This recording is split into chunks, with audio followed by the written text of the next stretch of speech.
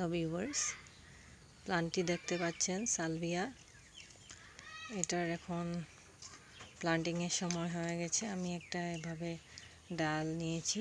আপনারা দেখেন এই নটসগুলো থেকে বের হতে চলছে।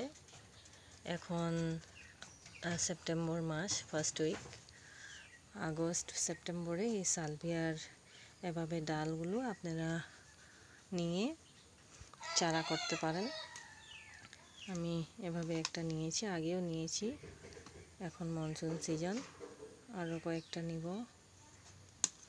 এভাবে এক্সট্রা ডালগুলো নিয়ে নিলে এগুলো খুব সহজে চারা প্লান্টিং হয়ে থাকে। আপনারা যদি আপনাদের সালভিয়া, পুরানো সালভিয়া থাকে, আমার সামারেও থাকে সালভিয়া প্লান্ট, কয়েকটা বেঁচে থাকে, তাই আমি থাকলে এই সালভিয়া প্লান্টের থেকে আমি আবার নতুন চারা আমি বানিয়ে নিই। এই আগস্ট সেপ্টেম্বর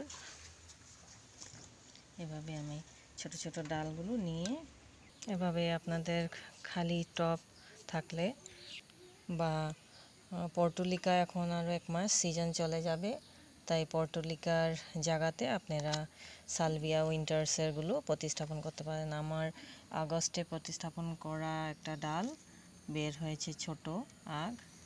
আমি এখন সালভিয়া রেড কালারের প্রতিস্থাপন করব, একসাথেই করব, আমি আর নাড়াবো না।